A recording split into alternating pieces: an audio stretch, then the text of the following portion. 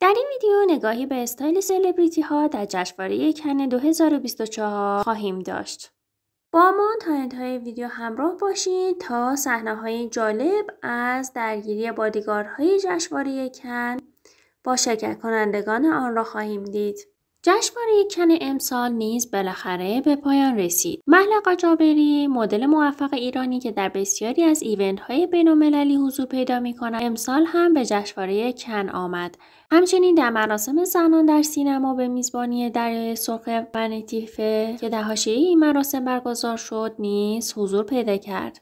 ملکا برای لباس دومش پیراهنی سنگدوزی شده از برند مکائلی پوشیده بود، همراه با جواهراتی از برند مارکیز که ترکیب رنگ نقره‌ای و کرم جلوه زیبا و خاصی به لباس داده بود.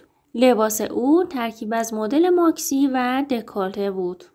پس از یک انتظار طولانی، گلشیفته فراهانی، بازیگر 40 ساله ایرانی در 11مین روز از جشنواره کن به فرش قرمز آمد.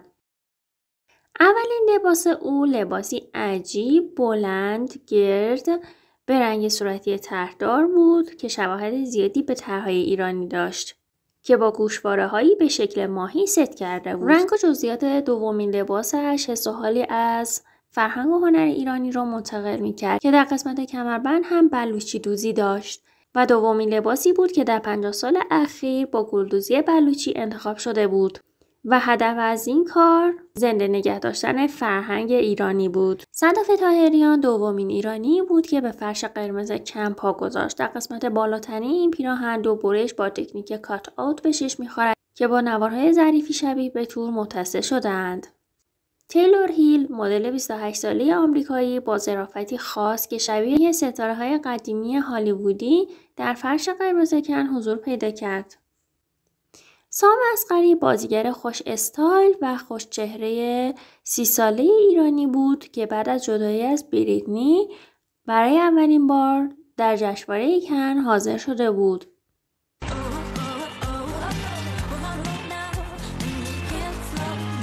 آشواریا، هنرپیشه مشهور و بسیار زیبای هندی که اکنون 50 ساله است و به عنوان پرهوادارترین و تاثیرگذارترین سلبریتی هند و جهان معرفی شده. لباسهای آشواریا همیشه خاص و همه پسند هستند.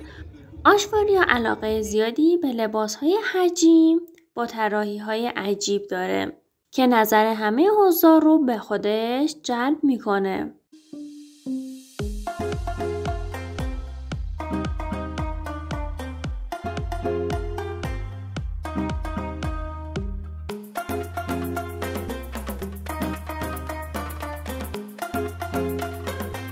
جنیفر لارنس، بازیگر زیبا، خوشچهره با چشمان زیبا و دلبر، با یک فیلم افغانی در فستیوال کن شرکت کرده بود. در انتهای ویدیو گزارش تصویری از زیباترین استایل ها در فستیوال کن را خواهیم داشت. یکی از زیباترین لباسهای کن الهام گرفته از گل شیپوری بود که در عین سادگی بسیار زیبا بود. استایل بعدی یکی از لباسهای زیبا در عین حال خنده‌دار فستیوال کن بود. از دیگر لباسهای جالب فستیوال کن لباسی بود که طراح آن لباس را همراه با تاقه پارچه طراحی کرده بود.